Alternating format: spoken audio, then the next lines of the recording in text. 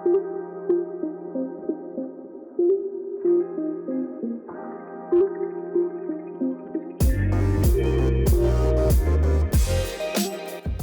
welcome to the Real Dream Podcast. I'm your host, Daily News. I'm here with my boy Duke. Man, how you doing today? I'm good, man. How are you? I'm good. To everybody listening to this is going to come out Christmas week, so we wish you a Merry Christmas, man. Hope you enjoy your holidays. Happy holidays. Yes. Because, not everybody celebrate Christmas. So True. First episode back, and man, let's just get back into it. What, it's been over a year? Yeah, it's been over a year since we recorded an episode and had a couple interviews and everything like that. Took a break, got our lives changes and dealing with some stuff in our own personal lives, and now we're in a good spot to just get back to it, man. Gotta get off swagger back right quick. Yeah, had to take a little bit of time. I don't know if I ever had swagger. I had something. I don't know if I call it swagger. Yeah, man, let's get back into it and let's get on our first topic. Our first topic is this whole Dennis Rodman thing. Now, I know you didn't know about this. No. You didn't? All somewhat. Right. I knew a little bit, but not everything. Okay, so we're going back into this whole the story about Dennis Rodman and his daughter Trinity. She recently opened up on a podcast about a strained relationship between her and her father. Was calling him out, calling him by that he was a dad by blood only, and it was revealed that he was absent and things like that. So we're gonna play you the clip. Well, he was running around in a wedding dress, so I mean that might have something to do. He was tripping back in the 90s. He was out there. Honestly, I ain't even know he had kids. I ain't know so. But yeah, his daughter Trinity Rodman is actually good soccer player. She's really good, actually. Yeah. She's on the USA national soccer team. She's a professional. I think she plays for Manhattan. Oh, the Manhattan soccer team. So. The NWSL? Yep. And so I'll go ahead and play the clip, and we'll go ahead and react to what she had to say about old dad. I think what the most frustrating part about it is I think with how successful he was and how rich he was surrounded by a lot of toxic people. He's never understood that people could actually just want to be around him and to just want to, like, make him happy. Yeah, like, what a horrible situation where you're like, wait, no, Dad, like, we're coming to you for money because we're literally living in a fucking car, but we also want you. But he's so paranoid of whatever's going on in his life that he can't, like, accept what you guys are trying to give him. And so it's like this cat and mouse game where you guys feel like you're constantly being rejected. For me, emotionally, he's put me through, like, oh my gosh. Like, even just him not talking to me for months and months. And then he randomly calls and he's like, hey, like, I'm thinking of doing a reality TV show. You want to join? I'm just like, whoa. We had an expedition, and we kind of lived in that for a little bit. We tried to live with him, but he's having parties 24/7. He's bringing random in. He loves the spotlight. He loves the cameras. He loves bringing his children on stage and being like, oh, these are my kids. I'm crying. No one knows what's going on. And I'm like, dude, my dad's here. And then I walk over, and again, there's cameras everywhere. He grabs my head, and I just start bawling into his arms as if, like, it's a daddy-daughter. Like, I lost hope in, like, ever getting him back. I answer the phone now for, like, my conscience. To be like, he needed to hear my voice before anything happens. Like, that's why I answer the phone, not for me. He's not a dad. Maybe by blood, but nothing else. How long ago was this interview? This video interview was done a couple weeks ago. Like a week or so ago. Cause I thought I remember seeing something that they were doing good. Like, cause I knew they had a strange relationship. Yeah. But I thought I heard that they came together, like, before the Olympics, actually. Yeah. And was really good and on good speaking terms, and he was around and stuff, so something must have changed. But Dennis Rodman, man, I mean, anybody that remembers the 90s. God, I remember that man married himself.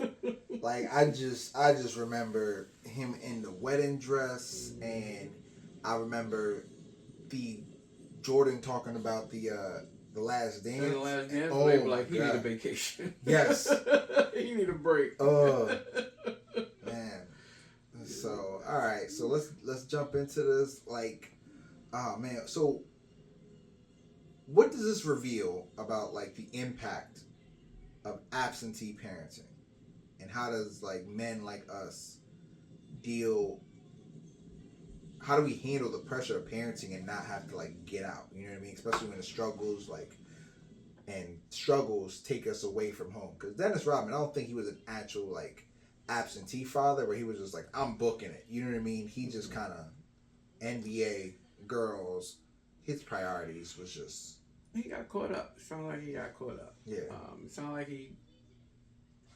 I do know. I remember seeing a movie about his life, and I don't know. I don't think his first daughter. I believe it was a little girl. I hope I'm not misquoted, but yeah. He was there for her, and then that woman, at least in the movie, if I remember correctly, kind of took his kid away from him, and that's when, because Dennis was like, straight cut and everything when he first got into the league. He was quiet, soft spoken, just got rebounds. Exactly. And then a lot of this, I don't want to say. I don't know what the man's been diagnosed with or anything like that, but all this craziness and foolishness that we started to see, a lot of it stemmed from when he couldn't see his first daughter as much as possible. Now, obviously, he followed a pattern with that and repeated this. And I don't know how many children he has. I know this young lady's in her 20s, so I don't know if this is his second kid or where she's at in that hierarchy of children. But it sounds like. And again, I don't know his full background or anything like that, so I'm just going off of things that I've heard and seen. I don't know if he ever was taught how to be a dad, or taught how to be a man per se, because he's got a lot of problems. He's got a lot of issues. He's got a lot of mental issues and stuff like that. So I don't know. I'm not trying to give him a pass or anything like that. I know me personally. I try to be there for my kids as much as I possibly can. Working or not working, obviously I've never been in the NBA, so I don't know how, I don't know that life. But kids tend to just want somebody to feel like they care for them, to feel like that no matter what mom or dad, for that matter, is doing, they're going to always be there for me. I can always, I can always count on mom or count on dad, and it's clear that this young lady does not feel that way. And it can go one or two ways because, not to go too far off topic, but Jalen Rose's dad was in the NBA. Yeah, that's he didn't know about his dad until he got older, and he used that as fuel to motivate him to get to the NBA and become a better player than his dad was. Right. And he said his motivation was strictly that, so he can see what he missed out on. Okay. Jalen Rose's number is the opposite of his dad's number. See, I didn't know that. All of that. Yeah. You know what I'm saying? When he was in high school, he was just 5 in the pros, but in high school, and I don't remember what that number was, but he purposely flipped his number on what his dad's number was. Okay. So his dad can be like, see, so he can say to his dad, see, I did it without you. Right. I don't need you. You are a sperm donor type of thing. So I don't know if this young lady used that same motivation to become, because she's one of the best soccer players in the world at this point in time. So I don't know if she used that as the same motivation or not, because I know they had a hard life, because they were hard up for money. Like mom didn't sound. I don't think the mom asked for much from Dennis, and so they absolutely positively needed it and stuff like that. Yeah. So I don't know, but I mean, So reports say that like the mom, like she was talking in the interview about how the mom really tried really hard to create a stable she's got a brother environment. Too, if I remember correctly. Yeah. She was trying to create a stable environment with all the chaos. And the daughter in the interview, you can go check it out. She even talked about how like Dennis Rodman, when she was with him, was like bringing a bunch of women home and stuff like that. Yeah, man. So I remember being in high school, right? And I remember playing football, and I remember my parents like had to work. Like my dad worked 12 hours in the morning, my mom worked 12 hours at night, and that was a job, or vice versa. My mom worked 12 hours during the day, my dad worked 12 hours at night, and he had to sleep during the day. And so there was a lot like they had to do, because we had damn near 1,000 siblings, right? And so, and I remember playing football my senior year, and I remember it was senior night. And I remember talking to my dad. I was like, hey, are you going to be able to come? He was like, nah, I'm not going to be able to. And I was like, all right, cool. I understand. Because, I understand. I was the oldest of my siblings. I'm like, I totally understand that. And so in my mind, I'm talking with some of the other players because we had a rule. They had a rule that you can't just go out to the field by yourself. So they were going to have other parents come out for like you. The coaches or something. Right. Do that too, yeah.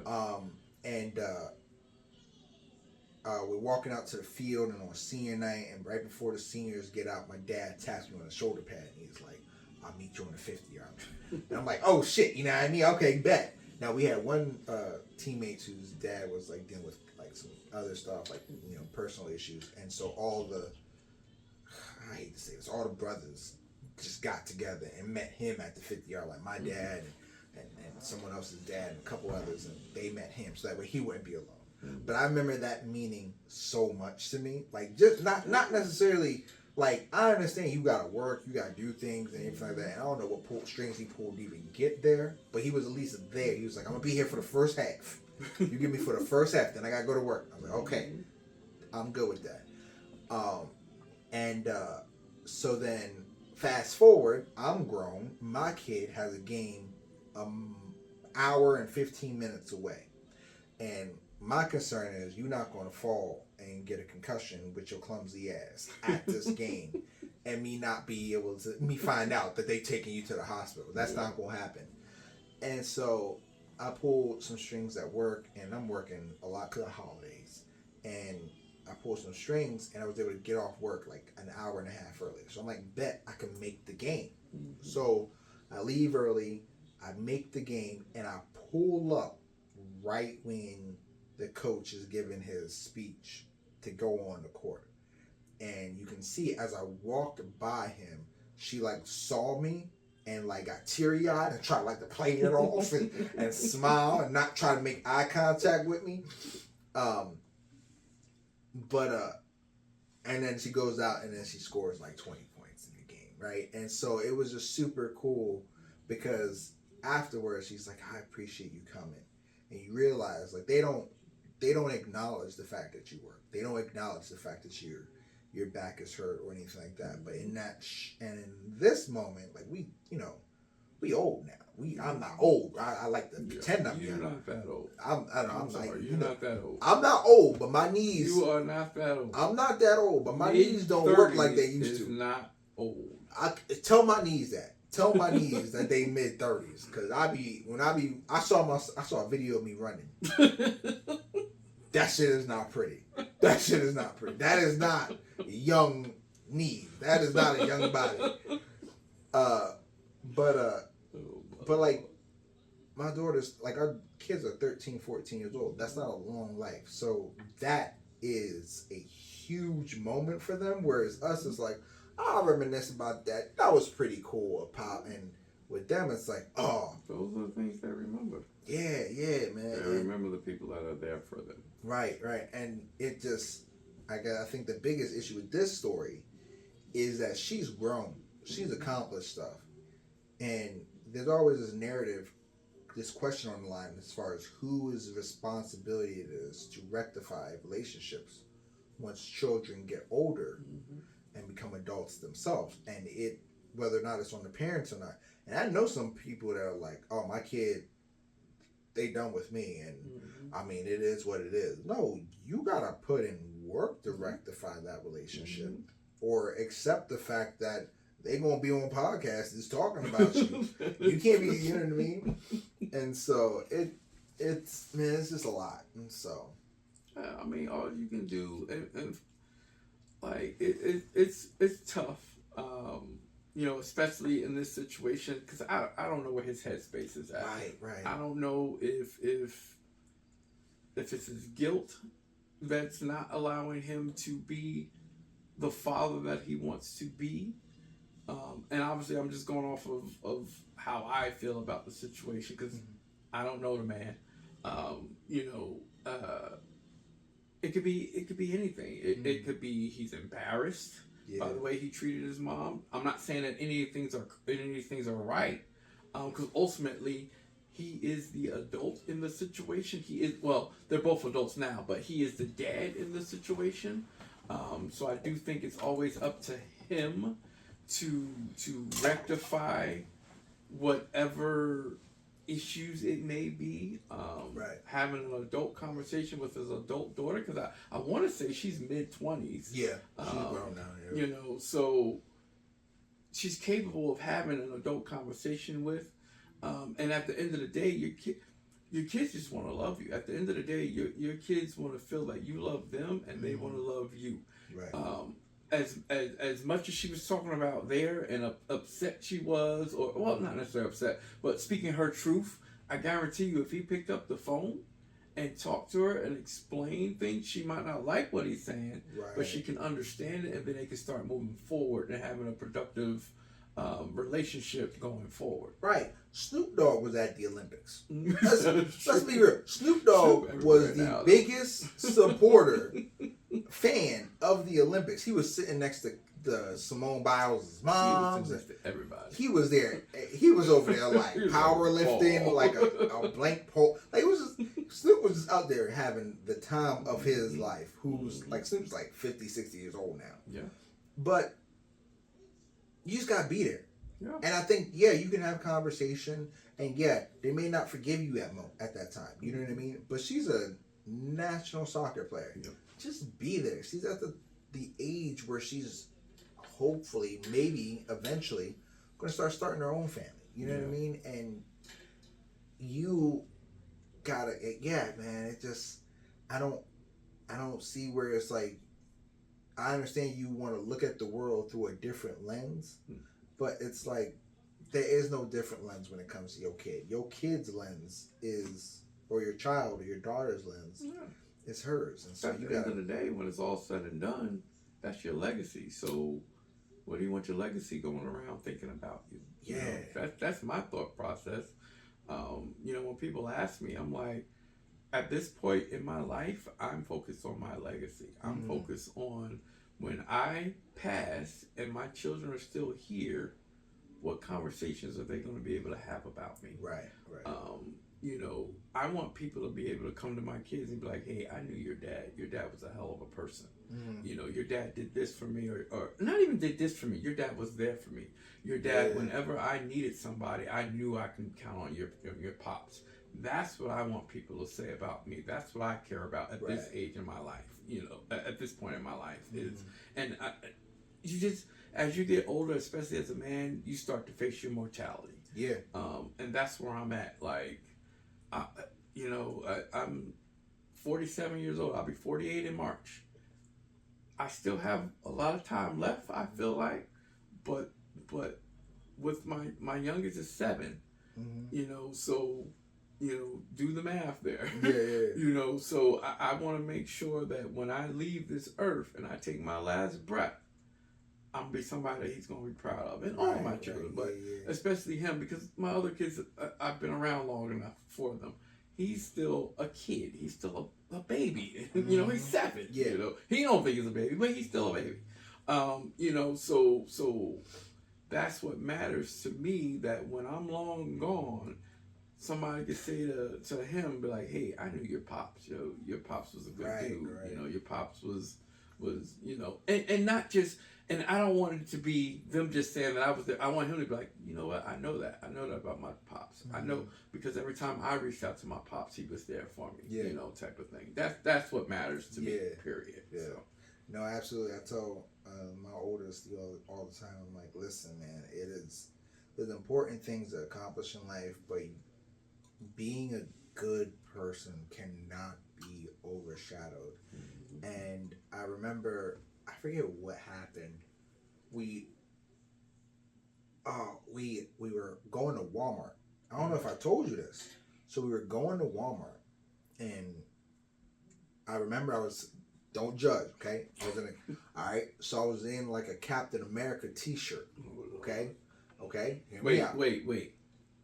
Captain America? No, it was just like the shield, but it was a new shield. It was like the Falcon shield. Okay. Yeah. Right. I don't know if you know, but like there's a small difference in the shields, and I made sure I was like, okay, this is the Falcon shield. I'll show it to you.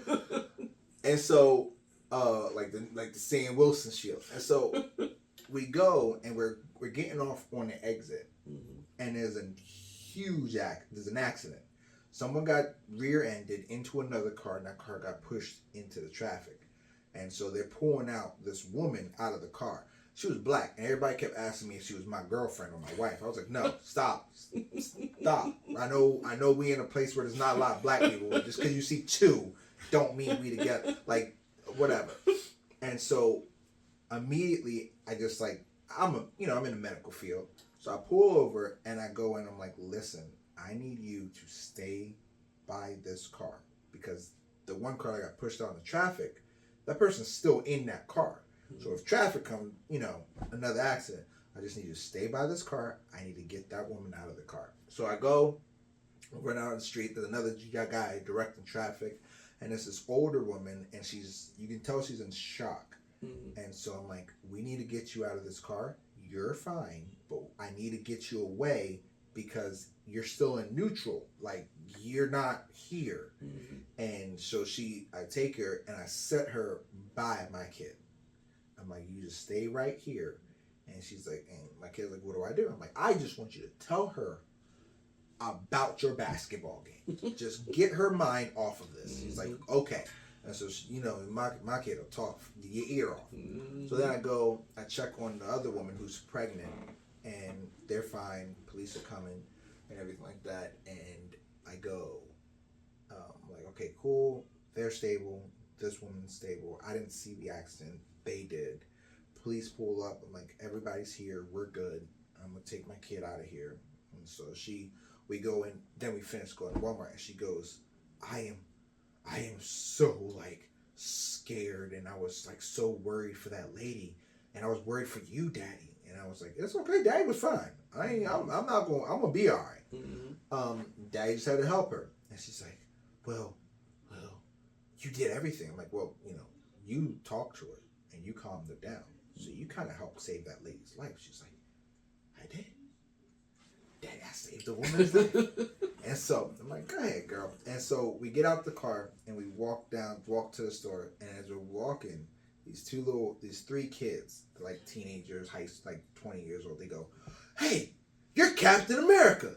I'm like, no. No. At first I took it as an insult. I was like, oh, they just think I look like this motherfucker. You know what I mean? I don't look like... Wait, hold on. You wish you looked like... I wish. Nah, I don't wish I looked like him. I don't... Maybe. I don't know. You look like him. Anyway, I was like, no, I don't look like him. They was like, no, we saw you in the street. Is that lady going to be okay? And I was like, yeah, she's going to be fine. Medics there, you know what I mean? They're fine. She seems stable. They're going to take her to the hospital, make sure the baby's okay. The older woman's okay too, but, we'll see. And they're like, oh man, I couldn't stop. I was scared. And then so we walk in and she goes, Daddy, you're a hero. And I'm like, I didn't do anything. I just got a lady to the side of the road. But it was nice to kind of get that, you know what I mean? That feeling was like when your kid tells you, like, man, you're a hero. Absolutely. You know what I mean? And especially for every little girl, their dad is their first hero. Right. Yeah. And so it's just, I try to stress to her that it's important. It's important to be a good person more than anything. Like, you can be smart 100%. And all that. And so... At the end of the day, that's what you leave with. It don't matter how much money you have. It don't matter how much status you have. How much swag you have. At the end of the day, is what type of person were you? Because that's what people are going to remember. Daily News had all that cash, and they're not going to remember that. Yeah. They're going to remember, hey, do you remember Daily News? I heard a story about him helping somebody that was in a car accident. Or I heard a story about how he helped so-and-so when they were down on their luck, and he was there for that person. That's the things that people ultimately remember. Right. They're not going to remember the time that you let them borrow X amount of money. No. They're going to remember that time when they needed to be talked off of that rooftop. When they felt like life was not worth living, or something was just going on to where they just could not handle it, and you helped them get past that. Mm-hmm. That's the things that I remember. Everybody that's ever done anything like that for me, I don't remember if people loaned me money. First off, because I've already paid it back. Right. I don't like owing motherfuckers like that anyway. Yeah. But, you know, I don't remember stuff like that. I remember when, if I was down and out, if you checked in on me. If you hadn't heard from me in a couple of days, and we normally conversate like that, you were just like, hey, bro, I'm just checking up on you to make sure you good. Mm-hmm. I'm checking on your mental. I want to make sure you good. That's what I remember. Yeah. I don't remember the farewell friends that when I'm doing well, everybody want to know who I am and everybody want to be around me. I remember when I wasn't doing well at all, and I was struggling and living paycheck to paycheck. I remember the motherfuckers that were still there. Right. You know what I'm saying? So, and that's the same thing. That's how I raise my children is remember the people that are truly down for you. When you at your lowest point, are they still around? Are they checking in on you? Or did they disappear? Mm-hmm. And the next time you talk to them is when the next time you reached out to them. Yeah. That's what people can say anything they want to say. I don't believe words. I don't care what anybody say word-wise. I look at what your actions are. I look at what your body language tells me, because you can tell me anything you want to tell me. Right. But I'm studying how you saying it. Mm-hmm. I'm studying. I'm like, okay, when I was in this situation previously, was you down or did you disappear? And now all of a sudden we talking again because I'm back up. Yeah. You know what I'm saying? So we kind of got off topic with that, but you know that's just something that I teach my children. Like, pay attention. Pay attention to everybody around you, whether whether you think they cool or not. Mm-hmm. Pay attention when things get hairy. When you in a situation, who's down for you and who all of a sudden, oh, I ain't got it, or I got other things. I'm not around. All of a sudden, oh, I didn't know you called me, or oh, my bad. I'm just seeing that you texted me and it's 3 days later. Yep. You know, just pay attention to those things, because people could say what they want to say, but their actions will always tell you what they actually mean. My middle child we've moved, and so she's trying to make friends, and she's like, I'm going to go to their wrestling meet or whatever. And I'm like, oh, cool, that's awesome. She's like, yeah, I'm going to do this, and I'm going to support my friends. And, everyone's her friend at this point, and I'm like, well, are they your friends? And she's like, I don't know what you mean. I'm like, well, are they coming to your basketball games? Are they coming to your things?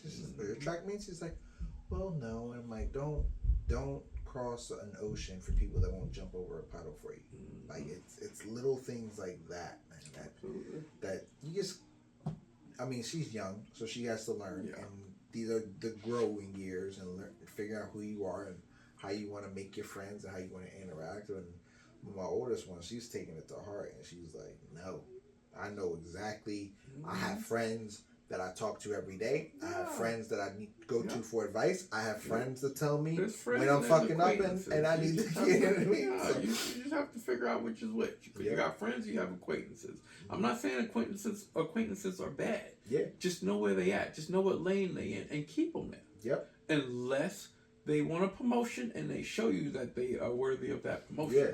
But keep them at, and there's nothing wrong with that. There's different sets. You're going to find different people within your life. There's levels to this. All right, man. Well, that was a great first fucking segment. Yeah, a little rusty, but we're getting to it. We're getting to it. Yeah. So we're going to take a quick break, and we'll be right back.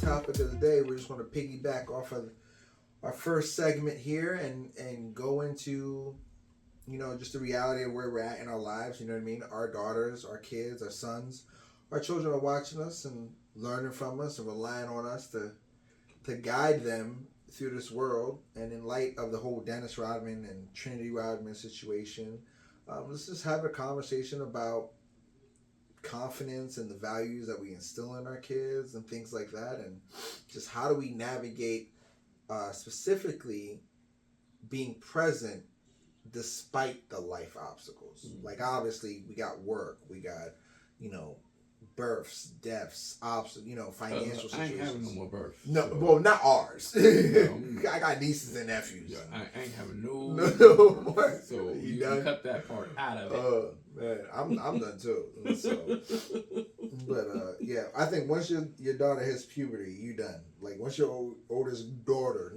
maybe not the sons, but the girls, man, once they hit puberty, I'm done. And so, let's go ahead and just expand on it though, man. How would you navigate those obstacles as far as being present versus, you know what I mean? It's just being present. It starts with being present. If you're present, then everything else, I don't want to say everything falls into place and make it seem like it's simple and easy, because it's not. No. Parenting is not easy. Every child is different. When you have multiple kids, you learn that. You're like, oh, okay, this might work for the first kid. This ain't gonna work for this one. This one's a little crazy. So I need to change my setup. I need to change how I come at you, because I'll tell you right now, I have a child. Well, I gotta come at like we about to go to war and be like, look, you don't change the shit right now, we're gonna have a problem. Yeah.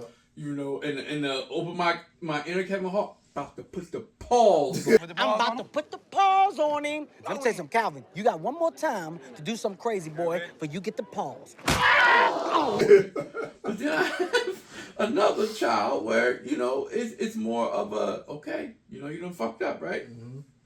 You learn from that? What did you learn? What happened? This, daddy, and this. Okay.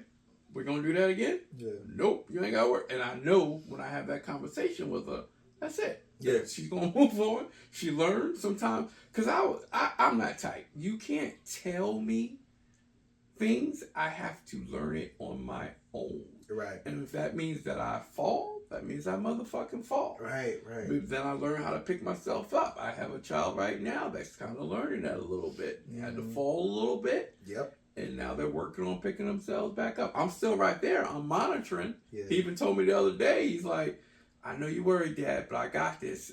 But I also know that if I absolutely need you, you right there. Yeah. Like 100%. I'm going to let you. Now, that don't mean I'm not going to let you fall a little bit, because I do think you need to learn those lessons sometimes, because it's either a lesson or a blessing. And sometimes a lesson can turn into a blessing based off of the situation. Mm-hmm. But I know at the end of the day, he's going to be fine. Right. You know, but it meant a lot to me to know that he knows that. That's like my youngest, for instance. Last year, his teacher had reached out to me because he was being named like student of the month or something. Okay. But I couldn't make it because she told me too late. And I remember saying to her, hey, just let him know that his dad loves him. I'm sorry that I couldn't make it, and let him know that his dad loves him.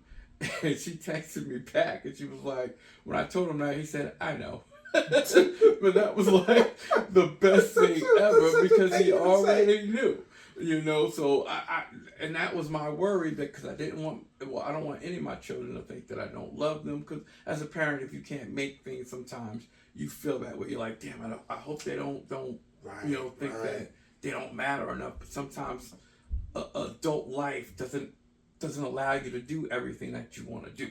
Yeah. You know, and so that made me feel so good. But his immediate response was, I already know. I know my dad loves me. I was like, okay. And is proud of me. Right. You know, so that meant the world, because that meant that I'm doing something right. Yeah. Because he understands that, and he knows that. So if there are things that I can't make it to, he knows it's not for lack of trying. He knows it's because I don't love him and stuff like that. Because I don't want any of my children walking around thinking that their dad does not love them. So. Right. So, like, I had a conversation with my dad just the other day. I was like, hey, because we were talking about my oldest playing basketball. My dad's a big basketball guy and everything. He's kind of talking to me. I'm like, how did you do this when we were kids? Mm-hmm. And he's like, you just got to love coaching and being that person. I'm like, no. Having kids. There's 6 of us. How did you do this? Yeah. He's like, I don't know. I gave up on the last 2. So I left selfless, man. Being a parent is selfless. You just...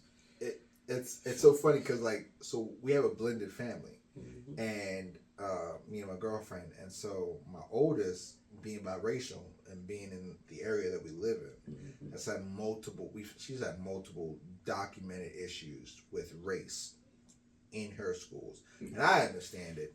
I understand what it's like being black and being in America. And so I have dealt with those things on a very aggressive level as far as being an involved parent anytime. And, or anything that happens, right? Mm-hmm. Now, our middle one is different. Her dad's not around. And unlike our oldest and the youngest, the oldest will protect if she needs to, but she's very much so like 0 to 100 and just like emotional outbursts, right? Like it's like I can't believe I did this. I'm so like I can't, you know what I mean? Yeah. The youngest one is kind of the same way. He's very sensitive and he's very passionate about like people and not wanting to hurt other people. The middle child don't give a damn. She will hit you and make a peanut butter and jelly sandwich that same 5 minutes later. It's like she don't care about nothing. So she goes and she comes home and she's telling us about this person that was picking on her and everything like that. And she goes and so she was picking on me and everything like that. And I told her, you're in my bubble and I will push you out and I will shove you or anything like that. And she was like, no, you won't. She was like, yes, I will. And if you touch me, like, yada, yada, yada. And so I'm like, so we have this conversation like that. First off, I don't mean to interrupt you, but first off, let me find out who that kid is. Right, okay, right. I will punch that kid. Right. I will throw punch that kid and walk away. Okay, right? And I'll tell you right now. And so I'm just like, I understand defending yourself. You gotta do what you gotta do. But you a little bit aggressive with it, right? So let's remind us that we act in self-defense. Nope. Right? You're like, no, right? Well, when it comes to mine, we're gonna act irrational. So I'll tell you right now. You mess with it. Look, where the camera at? I'm gonna look right here, right? Let me tell you right now. Any of you little crumb snatchers mess with any of my children or any of my nieces or nephews, you're gonna have to come see me. I will throat punch you and then have your parents come and I'm gonna throat punch them too. That's my PSA for the day. I can't breathe. Continue. Do not play with me. So I'm trying. Yeah, I'm trying to get my thoughts together. But so she goes. I'm like, listen, you can defend yourself. It doesn't have to be physical or like you just even in your mental, but you defend yourself. I don't care how you do it. And then once you do it, if you have to put hands on someone, whatever the case may be, and you felt like that was needed, we'll have a conversation. Yeah. And it was then that she realized that I've never told my daughter that if she ever got into a fight, she'd get punished. I've always said, as long as you don't start it. Right. It's a conversation because I know my kids would never start a fight, except for her. She might be doing it. So I can see that. Yep. And so she goes, and right before she leaves the room, and I stop. I'm like, hey, listen, I want you to understand something. And she was like, yeah. And I was like, I understand you never had this in your life. If anything happens when school and someone is picking on you, you understand that to go to the teacher, right? And let them know. And then you let us know. And she's like, yeah. And she's like, and if it doesn't get resolved, you still let me know. Absolutely. I will go into the school and then we have to have a conversation about why it wasn't resolved and my daughter had to put it in her own hands. And she paused and she was like, you would go into the school? That's all. Like, yo, I've met our oldest's principal in every single school she's been in because of issues that have transpired. I have no problem going into your school and saying we need to have a conversation about why my kid had an issue, went to you about it, and it was not rectified. And so, like, you could see she was like, are you serious? I was like, yeah, no, it is my job to protect you, right? And if you have to protect yourself at this age, that means I'm not doing my job. Yeah. And so now I have to go and say, yo, I give you responsible, or the school is responsible at this moment in time to care and protect my kid when I'm not there. Why aren't you doing your job? Why did she come to you? Because now I have to protect her and hold you accountable. And it was nice to see that at that moment in time, she had just like, oh, yeah. I did not realize that. Yeah, no, absolutely. And you could see her kind of like have a little pep in her stuff. I was like, okay, yeah, I got backup. I'm like, hold on now. Hold on now. let's just pump the brakes in. And so, but it was good, man. It was good to see a smile on her face and be able to realize that she had that. She didn't have to deal with that alone. You know what I mean? And like we were talking about, man, it's just about engaging and being there and having conversations with your kids and stuff like that and talking to them. There's like my oldest, she'll be like, you remember so-and-so? Nope, I do not remember so-and-so. But she's told me so many names that I'm like, okay, finish the story and I'm going to pinpoint it.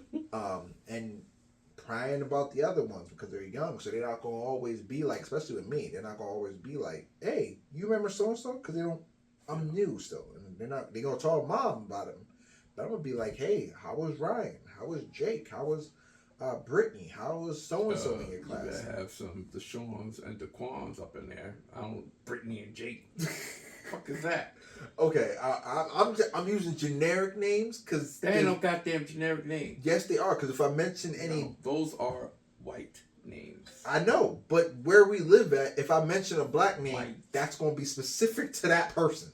Like I know my youngest. It's some goddamn Jaquans or something around here. It's gotta be. Yeah. Yes.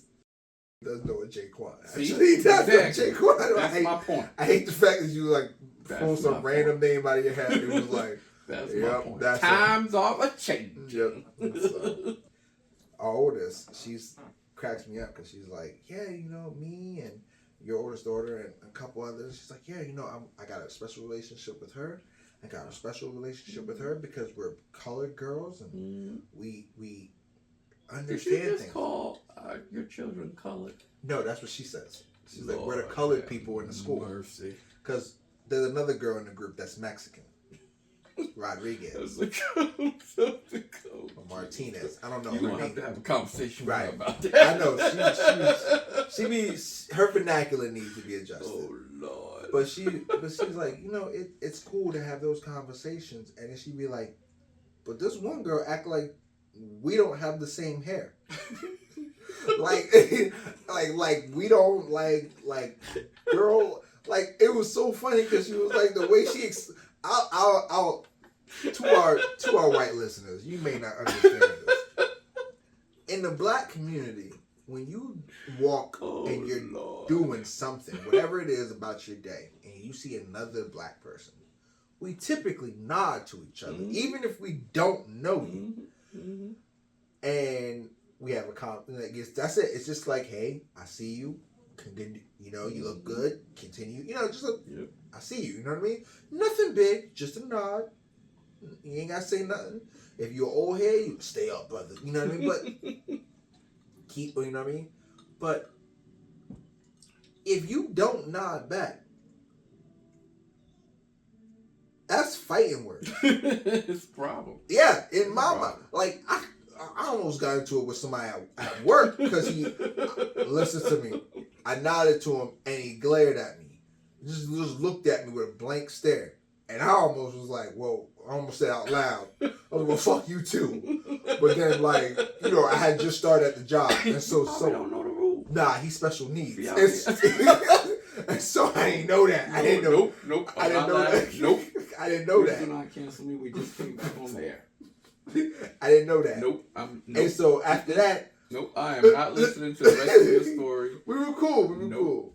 But no, if wait, you cool with the special needs kid now? Yes, I'm cool with the special needs kid. We better stop talking about He be nodding. He's super nice. Do you know why he nodded? Do you even know? Yeah, we had a conversation. Oh, okay. We talk.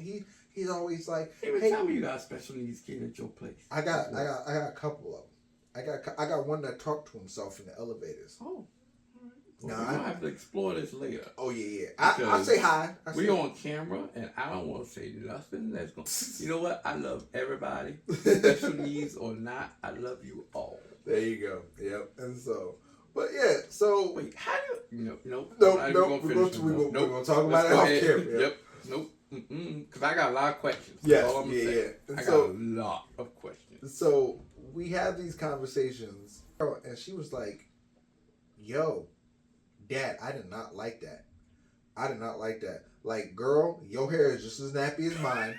don't be like, if I say hi to you, like, because she don't know the nod, she don't understand the nod so much. It's high school, so she be like, if I say hi to you, probably wasn't and you, taught. right. But if you like, she was like, but then like later on, she was like, well, I guess he like out of nowhere just came up to me and was like, oh my gosh, I love your hair, and it was because we had the same hairstyle, Dad, and so.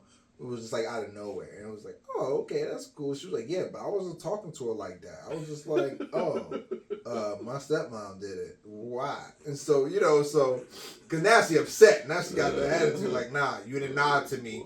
You didn't recognize me on day 3. Don't try to act like we cool now because you want, So it's just, it's interesting, just kind of dealing with those aspects about just. Especially the middle one, just being able to understand, like, I got your back.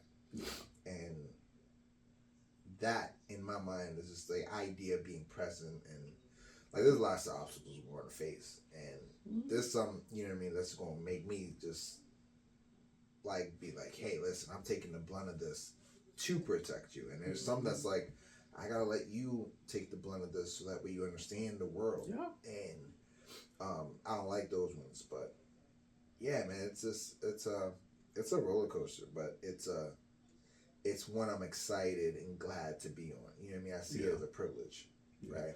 Yeah, it's tough, like, because especially being where we're at, there's times where I'm like, man, am I? Yes, I'm present for my child, but again, my obviously our kids are mixed, and it's like it's a fine line. Because where we live is a predominantly white area. Yeah. So obviously they're getting that side of it, and especially in my kids' sake, us two and our extended families are the only minorities that they know. Yeah. So that puts not a pressure, but that, like, sometimes I go, I'm like, okay, how I give it to her in portions of the plight of the world, and my child. I don't want to say she can mix in, but she's a little lighter. Yeah. So if you don't necessarily know, you might not know if she's mixed until you see her dad, obviously. Right. And then there ain't no hiding it, you know. So I think in some ways she hasn't quite had the same plight as your child, because you could tell that your child is mixed. My child is a little bit lighter, so unless you know, sometimes I think she I don't want to say get, because she's not trying to get away with anything, but she's a little bit on the lighter scale, I should say. So she hasn't quite had the same issues as your kid, but at the same token, I try to have those conversations with her about, like, we just had a conversation earlier today, actually about Angela Davis, and look that up and see, because you get enough of one. I'm like her, for lack of a better term, I'm her Black history. Yeah, right. So it like falls on me to be like, read up on Angela Davis, read up on civil rights leaders and stuff like that.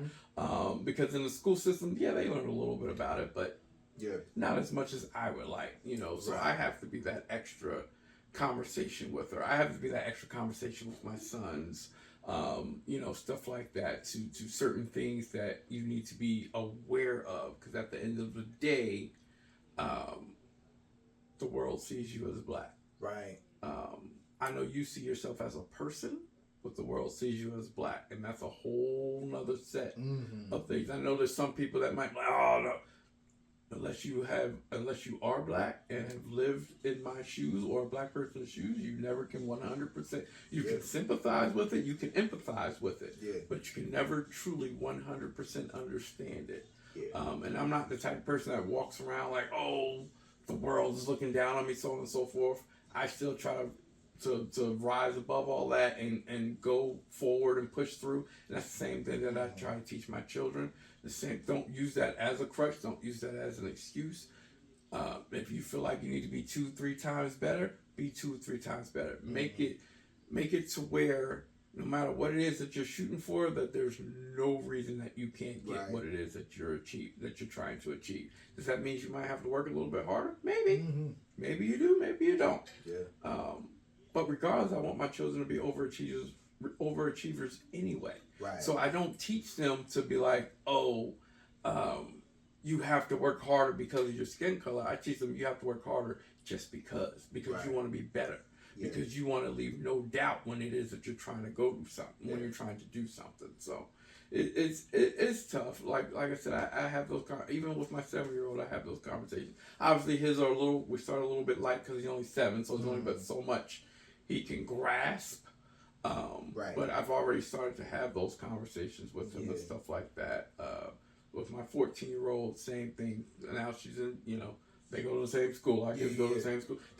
They've grown up together, and that's what's made it easier. Honestly, is the fact that they've grown up together. They're only a couple of months apart, and they've been sisters. They don't, they're not, friends or cousins. They're sisters as far as they're concerned.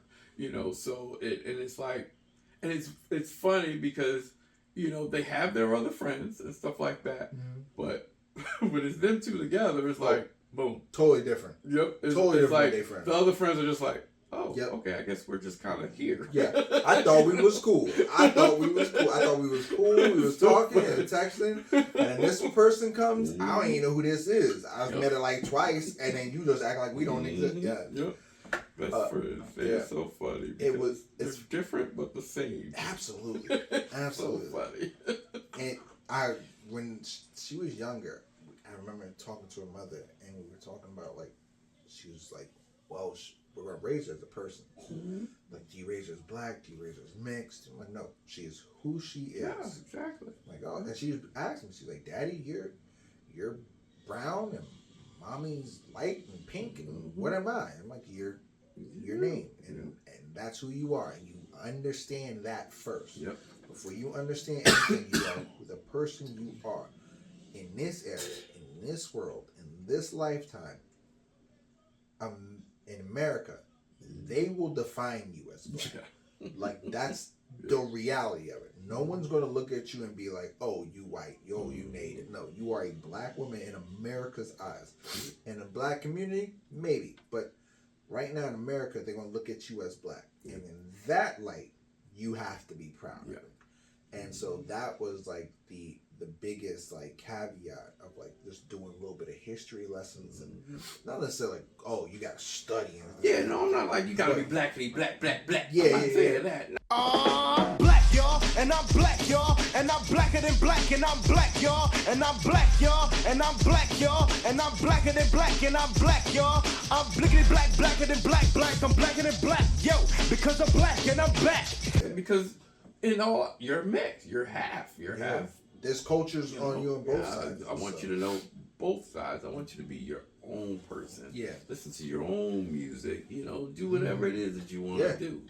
So my kid, being who she is, went through a Taylor Swift phase and a Megan Thee Stallion phase, and now she's listening to her and LMA. And Rihanna. Yeah. You remember? I remember. I was like, I told you about it. I remember we were driving, and she was just, I don't know what came on, and I was playing the radio, and I was listening to the radio, and she said, I heard mother saying they made Hove. So I said, okay, so make another Hove. And I'm like, where did you learn that? And she was like, Dad, I love that part of the song. Make another Hove. Dad, they can't make another Hove.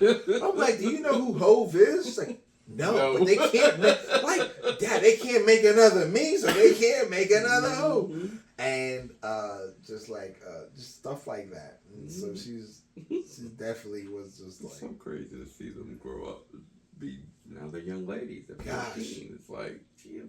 Yeah, I know. I told, who was it? Someone had my aunt. We went to a wedding. My aunt had ran into me. She's like, oh my gosh, she was just a baby.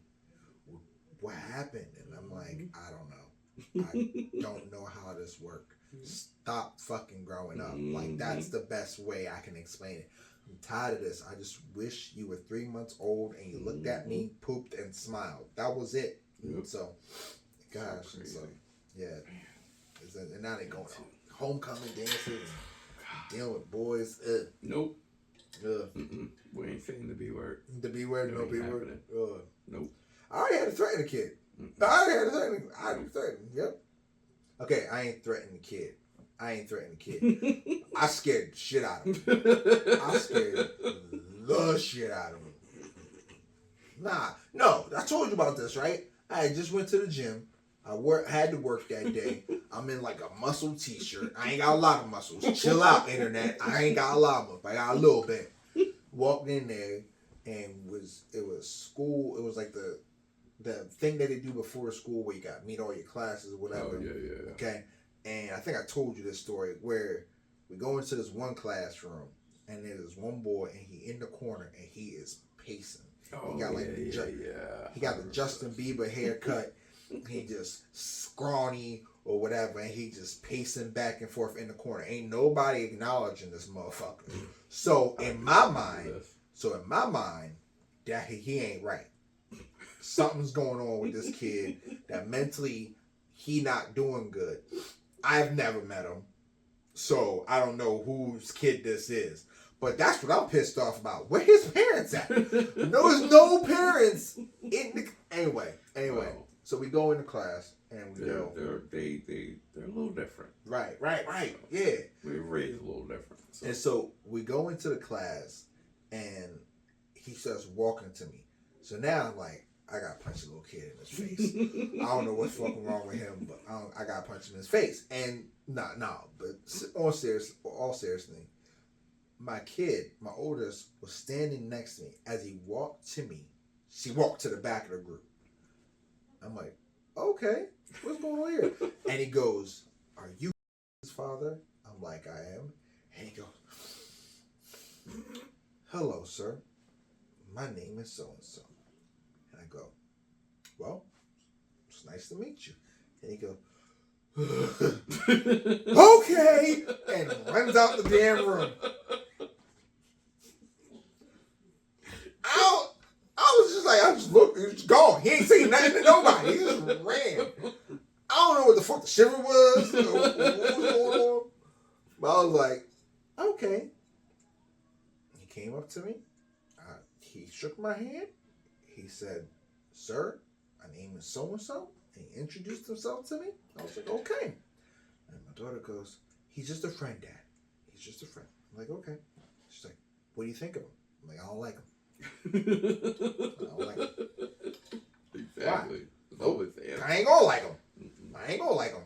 Until someone is old enough, mature enough, and responsible enough to provide more than I can, I ain't gonna like him. And even then, I ain't gonna like him. And Uncle ain't never gonna like him. Nope. Just gonna throw it out there right there. No, hell no. Remember one dude came to the party? The boy? She invited one boy to the party. That's right. Right? And me, you, and two other uncles were all on him. This boy was so scared, y'all. This boy was so scared. It took him 3 hours at the party to ask for a hot dog. 3 hours. The motherfucker was just sitting there and was like, I haven't eaten yet. I'm like, motherfucker, we just served cake and everything. Go ahead and get something to eat. Hey, Listen. I was there. I had a sleeveless shirt on. The other uncle was there with that huge beard and shaved head. You was there. The other uncle had God first tatted on his knuckles. It was not a good crew. It was not a good crew at all. She don't even talk to him no more. Of course He you know. scared the life out of him. He don't come by no more. Oh wow. And so, My problem. right? And so, all right, we're going to take a short break and we'll be right back. And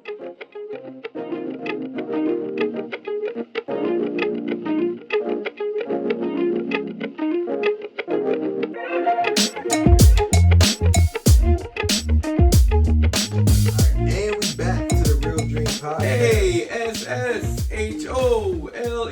I'm an asshole. World's biggest asshole. Okay, I gotta get that. I gotta get that song too. Yep. So, all right. So we back to our third segment of the day, man. And typically we do ratchet news. We're gonna switch it up a little bit today, and we're gonna read some Reddits, the AITAH Reddits, and so here we go and get Duke's response on this. Okay, here we go. Am I the asshole for telling my sister that it's her uterus keeping her from her dreams and not me? I, 26 female, have known for years that I don't want children ever. It's not up for debate. I've been very clear about this with my family. My older sister, we gonna call her Samantha. She's 32 female, is the opposite. She dreamed of being a mother her entire life, but she's been struggling with infertility for years. It's been heartbreaking to see her go through this, and I've always tried to be supportive in other ways. Recently, Samantha and her husband started exploring surrogacy. They've saved up a lot of money, but the cost is still high, so Samantha asked me if I'd consider being her surrogate. I was blindsided. I told her that I love her and support her, but I'm not comfortable with pregnancy, whether for myself or for someone else. I reminded her that I've been very clear about my decision not to have children, and that includes not being pregnant at all. She didn't take it well. She accused me of being selfish and said I was prioritizing my own convenience over her chance to be a mother. It got worse over the next few weeks, with her dropping passive-aggressive comments and even implying that I was wasting my uterus since I don't want kids. The breaking point came at a family dinner. Samantha brought up my refusal in front of everyone and said it's so sad when your own sister stands in the way of your dreams. I was so frustrated that I snapped and said, it's not me keeping you from your dreams, it's your uterus, and I'm not sacrificing my body to fix that for you. Okay. Damn. The room went dead silent. Samantha burst into tears and laughed, and now my family is divided. Some think I was too harsh and should apologize, while others think Samantha crossed the line by trying to guilt trip me. I feel terrible for hurting her, but at the same time, I don't think it's fair to expect me to go against my values and life choices to fix her situation. So Reddit, am I the asshole? I don't think so. You don't think she's an asshole? I don't think she's the asshole. Okay. I don't think she's the asshole at all. I mean, she stated that she said plenty of times that children are not in her plans. Yeah. I understand that's her sister. I don't think she's an asshole at all. I'm sorry. I just don't. It's not her responsibility. There's other avenues that her sister can go through. They can adopt. They can find another surrogate. Mm-hmm. I do understand the thought process of having the sister as a surrogate. However, her body, her choice. Right. I'm a man. I'm not even going to get into that conversation of trying to tell a woman what they can and can't do with their body. Yeah. So that is completely up to her. So there is no way she can be an asshole. I'm sorry. I feel like she was very clear on what it is that her goals were, and it seems like she's like committed to this for a long time. Mm-hmm. Sister feels differently. That's your prerogative. Yep. You have the ability to save up money still. Keep saving up. Even if it's not now, it can still happen. Well, my sister's only 32. She's still young. She's still a young lady. So you got time. You know what I mean? A young woman, I should say. Right. And you got time and, and I'm sure resources, and you can talk to other family members to help pull resources. Mm-hmm. But I think she is the asshole. The only difference between me and you is I think being an asshole is warranted. You called her out at dinner. You called her out at dinner in front of family. Well, she shouldn't have kept bringing that shit up. Right. And so that's why I'm like, nah, she's an asshole. You the asshole. Good for you. Good job. Good job. Shit. She's an asshole, but she's a good asshole. She's a great asshole. That's right. She's only the ass, not the hole. Right. Okay. So she half. She half. You an ass, but you gotta be that sometimes. I get it. Cause I feel like that was just like I ain't gonna respect your boundaries. Mm-hmm. You know what I mean? I don't respect, like, there's lots of things getting in the way of your decision to have children and infidelity and all those things. And I'm not saying it's like a clear black and white thing. That's your body and your husband's body that you got to deal with on your own and figure that out and go through other avenues. And if it's not in your cards, then you got to figure out other ways, or it may not be in your cards. That's understandable.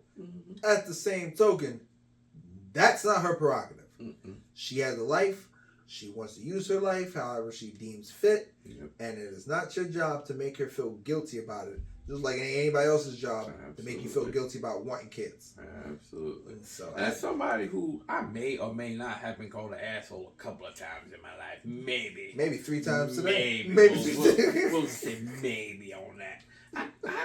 I don't think that's an asshole move. I mean, her body, her choice. Like, I get it that they're sisters and everything, but again, there's other avenues that the woman can go about, and she's only 32, so there's a possibility that she still can get pregnant herself as well. And who's to say? Let's say the 26-year-old does go with it. It's not 100% that she would want to give up the child after she's nursed it and done everything. You know, she's felt the baby kick, and she felt that baby grow inside of her own body. That's a whole nother conversation. Now you have a problem. What if she doesn't want to give that up? Typically, surrogates are like people that either have had kids or, you know what I mean, they're like fine and like, oh, pregnancy is easy for me. But like, you're talking about giving up your first pregnancy to you. That's a lot to ask of anybody. You know what I mean? And she said very clearly, she doesn't want to have a kid. That means if she has a kid, there's not going to be like, I didn't want this. You know, there might be different emotions that come up. And so you pushing too hard. And I think big sis crossed the line. I think she crossed the line with that one. Yeah. I have to agree on that one. Yeah. I just like in front of the family. See, my family would have said something for me. Oh yeah, it wouldn't have been no dead silence. Yeah. So I'm gonna go out on a just a limb. Just I don't know. I just got this I don't know. I'm gonna say there's a possibility that the people that we are talking about lack melanin. That's all I'm gonna say. That they lack some melanin. I think I'm just going out on a limb. Yeah, just a little bit. I'm just going out, and the part that gave it up is the room went dead silent. Yeah. People that have melanin, that ain't gonna happen. There's no. It may be like a split second, and then somebody like, "Oh hell no!" Yeah. And then that's gonna kick it off, right? It's gonna be a whole nother conversation going on. So I'm just. I mean, maybe I could be wrong. I could be wrong. Listen. Something in the soles of my body tells me that there was no melanin in this conversation. I read it. And at that point, when she said, "I'm not sacrificing my body to fix you," I even stopped. I stopped reading. I was like, "Damn!" That don't sound like anything anybody with melanin would say. Like that's not even the way that we would say it. Like it would have been a hell no. Yeah. Yep. There would have been no debate. Yeah. There would have been nothing. I feel like if I said something like that to like my sister or something like that, like I'm just going off of what my youngest sister would say, who's a very sweet woman, and it's like, oh yeah, you know, it's just sad that you just are just wasting your body, and I can't have a kid. The fuck is wrong with you? I just feel like that's what would be the first words to come out of her mouth. Because now it's not subliminal. It's not like I'm gonna try to slide this in. No, she coming straight at me, and I'm like, all right, I get it. And so I'm saying I'm gonna go ahead out on one of them. I know Black Samantha's. Yeah. I'm just gonna go out on a limb. I don't think that's a Black Samantha. I could be wrong. Yeah. I could 100% be wrong. However, if I was a better man, and I'm not, because I'm in a state where we can't bet. Yeah. But if I was a better man, I'm willing to bet you that there was no melanin in this at all. Whole conversation. No. It was definitely a milk colored person. That's just my, you know. Samantha, good luck to you. Samantha's the sister. Big sister. I hope you figure it out. I hope you do end up figuring out how to have a child, and you and your husband live happily ever after, and are successful with that. I would leave your sister alone, because this was probably the nicest comment she could have came up with. Mm-hmm. Let her go. Let her live her life. You not the asshole. I'm just saying. I think it should have been more of an asshole, but I think you handled it very well, and I think you good. So I wouldn't even worry about it. Everybody's gonna have their opinion on it, but at the same token, if she would have came to you in private and not in front of everybody else, it wouldn't have been their opinion. They wouldn't have had one. So it's cool. It's good. And so yeah, man, damn, all fun with the family too. So, all right, man. Anything you need to say? Nah, man. Go ahead and close and wrap us up. All right. Well, that was our episode, man. We thank you for joining us. As always, from the real. I do got something. Yeah. Drink water and don't be an asshole. Drink water. That's a new one. That's right. Gotta be hydrated. Gotta stay hydrated. Thank you for joining us. And you know what I mean? Till next time, keep dreaming. Yes, sir.